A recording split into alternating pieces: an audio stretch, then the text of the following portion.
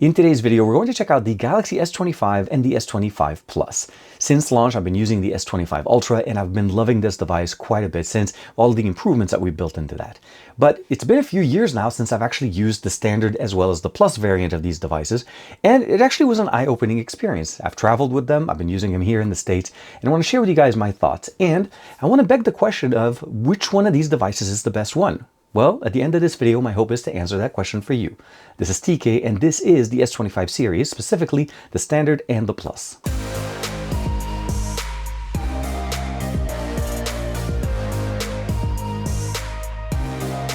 Like and subscribe and make sure you hit that bell icon so you're always notified to whenever we have new videos for you on the channel. So in front of us we have the 25 and the 25 Plus. These are the Galaxy 25, 25 Plus, launched at the same time as the S25 Ultra. And since both cases are the same, standing grip case, again, one for the Plus and one for the Standard. The colors that they sent me are a little bit different. Obviously we have the blue one for the S25 Plus and we have the mint on the S25. And this, just for comparison, is the S25 Ultra that we see here. This is the titanium silver blue. It's a combination of colors, but it looks absolutely fantastic.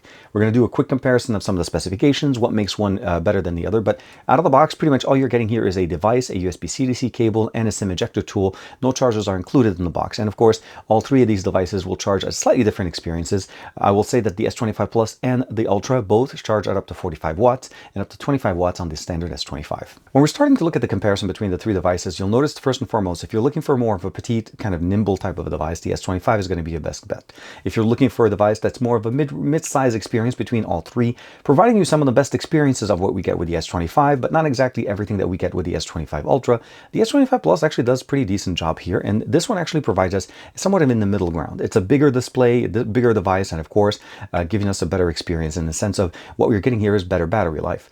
When we go to the Ultra, we obviously go to the highest level one. The camera stack is different. We do have an additional 2 cameras here than what we have here. On the back of both the 25 and the 25 Plus, we're supporting a primary 50 megapixel camera. It's a wide lens. And then we also have a 10 megapixel telephoto, a 12 megapixel ultra wide, and a 12 megapixel front facing camera. So you'll notice basically a 3 camera stack on both, and they're the exact identical experience on both. So if you go with the Standard or the Plus, you're not going to get a different experience when it comes to camera performance. When we jump over to the S25 Ultra, we have an additional sensor that's going to give us the best experience. Also an upgraded telephoto. On here, the main sensor is going to be the 200 megapixel camera, a 50 megapixel telephoto lens that's at 5x, a 10 megapixel at 3x, and the ultra wide has been upgraded from a 12 megapixel, which was similar to these two guys last year, to a 50 megapixel camera. The front facing camera is still a 12 megapixel camera, providing us the best experience that Samsung has provided us there for some time now. When we look at the displays that we're looking here, we're looking at a 6.9 inch QHD 120 Hz refresh rate, LTPO 120 Hz, to a 6.7 QHD as well, 120 Hz refresh rate display. So this is similar display technology, but down to 6.7. And then when we drop down to the S25, this basically becomes a full HD 120 Hz refresh rate, although all three of them will support a very high peak brightness, which is definitely very good, and both supporting the 1 to 120 Hz refresh rate that gives us the ability of basically keeping the device battery running long without sacrificing or compromising the performance. Now obviously both the Plus and the Ultra are providing us the best experiences when it comes down to those devices, although the Ultra did technically get bigger from last year, from a 6.8 to a 6.9 inch display. The S25 Plus and the Standard one, both are still supporting pretty much the same display technology and size. So both a 6.7 and a 6.2. Now, one thing I will say that I appreciate very much is all three of them are supporting the ultrasonic fingerprint sensor. That is one of the fastest fingerprint sensors and of course one of the most accurate ones on the market. So you're not compromising the experience between any of these three devices. The processor on all three of them is the Snapdragon 8 Elite powering these devices.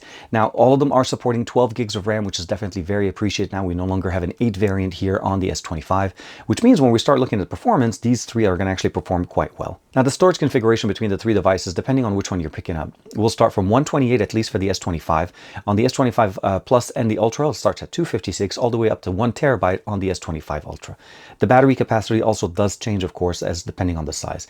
The small one here, we have a 4,000 milliampere battery. When we switch over to the Plus, this one jumps over to the 4,900 milliampere battery, and of course, the big guy will actually go, well, they're still supporting the 5,000 milliampere battery.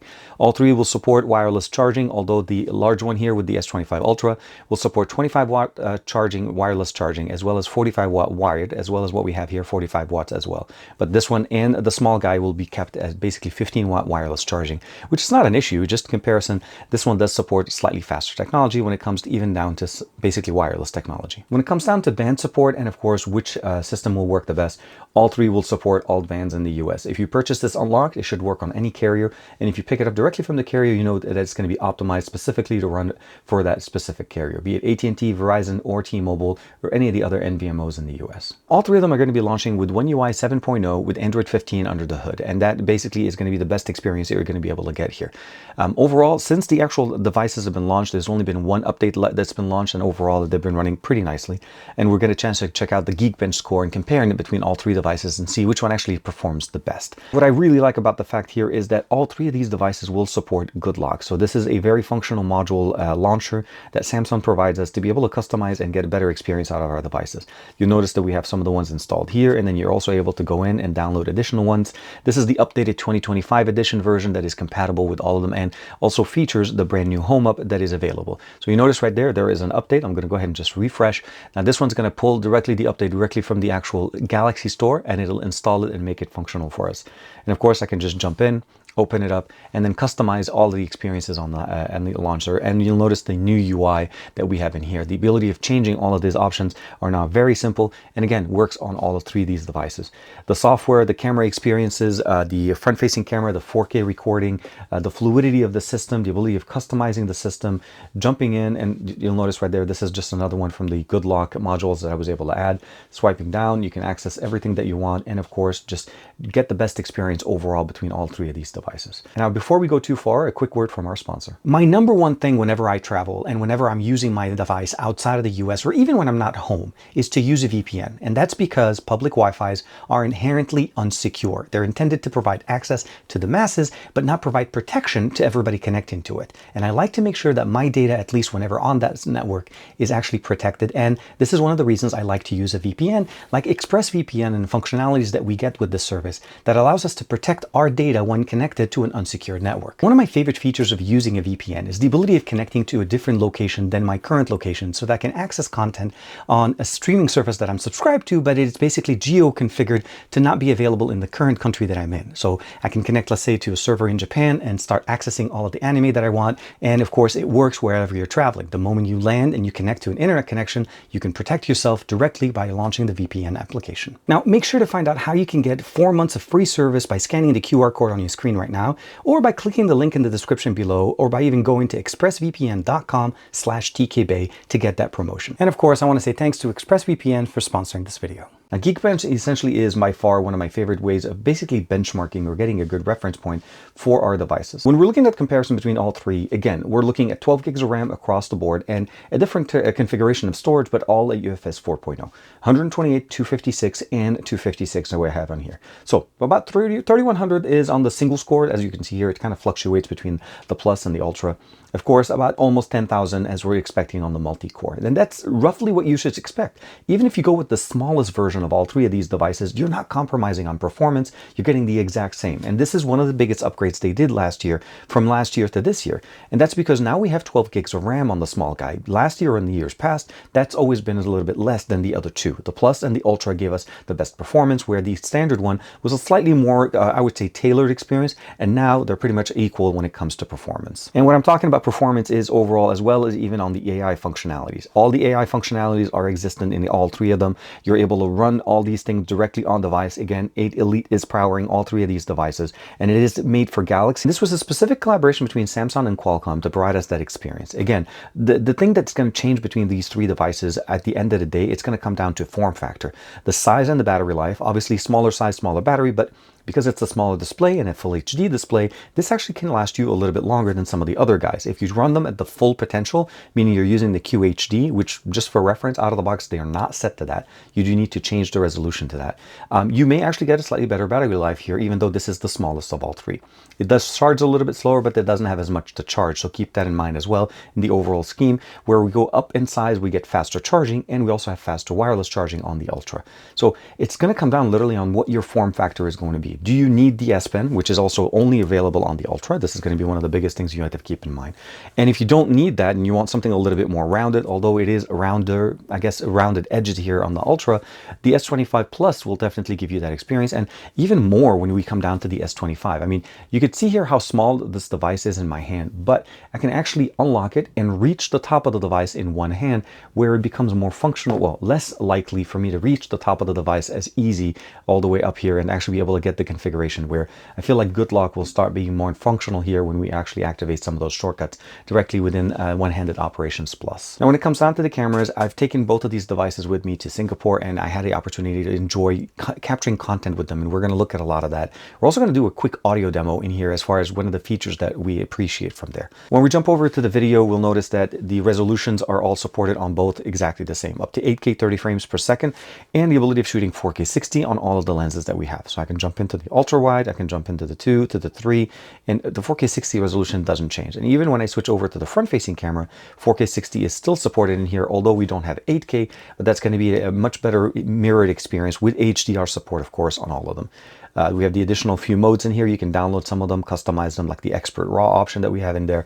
Pro Video that enables us to actually customize the experience, jump in, change the audio. You can see here the audio media in there, and also use wired connection or even Bluetooth audio to be able to augment the experience, as well as using it on the front-facing camera as well and customizing all of these experiences. Let's not waste any time. I'm going to take you guys real quick to do an audio sample on the front-facing and the main sensor on the back on the S25 Plus. Again, since they're running the exact same hardware, it should be pretty much the same experience. And then we're going to come back and talk about how I can actually make those clips better. We're starting off with the front-facing camera on the 25 Plus. Now, the biggest thing obviously is that we're shooting at 4K 60 frames per second on the front-facing experience, and this is the Gardens by the Bay here in Singapore. Should be a good example of what the audio and video is for you guys on the brand new S25 series. Again, the Ultra is in a different class, but the S25 and the S25 Plus provide us a very unique experience that I feel like we shouldn't miss. Switching it over to the main sensor on the back, this is the S25 Plus's main sensor, and the nice thing is that we can shoot at 4K 60 frames per second across all three lenses, which gives us the ability of shooting 4K 60 anywhere on basically either front-facing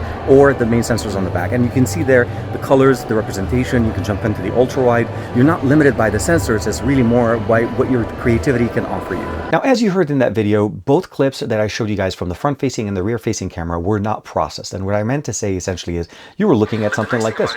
You were listening to me, you were listening to everything in the background, and there was obviously some commotions and some sounds in the background. But what if I told you that the AI eraser functionality makes things so much easier? So that little AI function that we have in here, I actually did transfer the video straight over in here on the left side. I'm going to go ahead and turn off. But the main thing I meant to say essentially is that directly within the gallery app, you click the AI and it brings up the audio eraser. So we're going to listen to it the way it normally was playing for us before. I'm going to play the volume at 100% so we can actually hear it really nicely. But the nice thing about it is 4K 60 is supported on all the... And you can definitely hear the background noises. Now, this was not very loud, but if I jump into the actual music section and I go into negative, I want to go negative 100. Noise, I'm going to also go negative 100. Now, all the lenses on the back, so you're not just limited by the front-facing camera. This is a good example of what you should expect on the S25 Plus, giving us that unique... Switching it over to the main sensor on the back, this is the S25 Plus's main sensor, and the nice thing is that we can shoot at 4K 60 frames per second across all three lenses, which gives us the ability of shooting 4K 60 anywhere on basically either front-facing. This allows us to clean up any audio experience, even if the video was not shot on the S25 series. If somebody sends a video over to you and you notice there was too much noise, jump into the gallery app, download it of course first, go into the AI functionality, give it a second to analyze the video. Once it's done, you'll automatically get these options in here. And depending on the environment that you're in, if there was even more things in the background, let's say much louder music or something else, it'll add the different toggles and you can go in there and customize them, even go in and actually increase the volume on the main person, which allows us to actually get a better experience. So you can actually tune the audio experience on the S25 audio videos, well, on the videos, even after you've taken them, or even if you weren't actually taking these videos on your devices. And that's one of the things I really appreciate what Samsung has been doing with the S25 series, keeping things a little bit more leveled with 12 gigs of RAM and UFS 4.0. Now, obviously you can get more storage. That's a different conversation, all the way up to 1 terabyte on the Ultra. But when you're starting to look at these devices, it's going to come down pretty much to optics as well as experience. Now, the 25 and the 25 Plus mirror exact same experiences, same camera sensors, same processor. And so for the most part, the camera experiences or the samples are going to look pretty much the same. The video sample, although I shared with you guys was from the Plus, it'll be the exact same thing on the S25. The only difference, obviously, if we jump over to the S25 Ultra, where we have the 200 megapixel main sensor, and of course, a few other things, better ultra wide, there's again, that's what makes the Ultra the Ultra. But if you're considering to go between the S25 or the S25 Plus, the camera samples, as I'm showing you guys right now, are going to demonstrate that for you and share with you guys why I feel like these two devices are winners in their own respective way.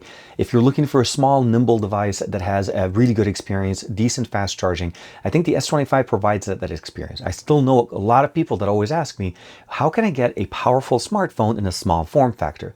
I think that's where the S25 does that, and it does that pretty well.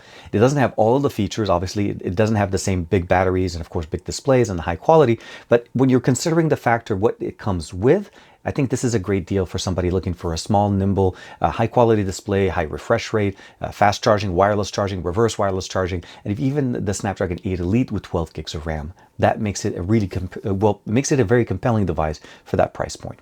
Now, switching over to the S25 Plus, you're getting pretty much the best of what you can get from the S25 Ultra minus the S Pen in a smaller form factor.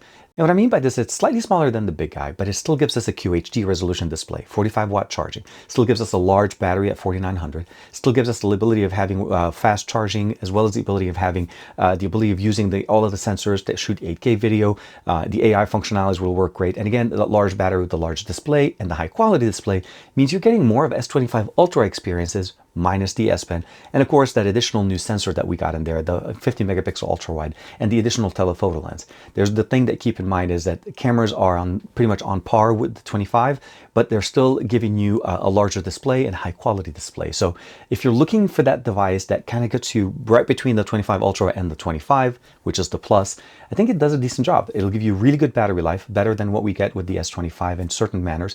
If you keep it at on the setting of the Full HD Plus, as it's set by default by Samsung, I think the battery life will definitely be longer for you on the S25 Plus. And again, you're not having to worry about the S Pen, and there's a lot of good accessories and cases that we can actually pick up for all three of these devices. So after traveling with them, using them, internationally, obviously using ExpressVPN, doing all of the stuff on that, I think primarily if I had to kind of pick the right device, it's going to come down to what I want out of my phone.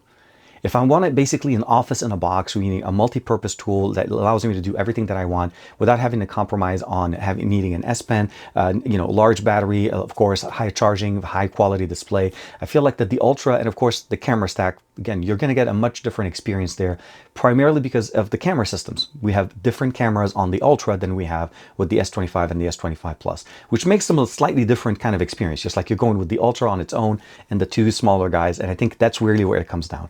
Between the 25 and the 25 Plus, for me, obviously, I would probably go with the S25 Plus. It's a larger display. It gives us that experience. They both have stereo speakers and, of course, band support, all of that good stuff.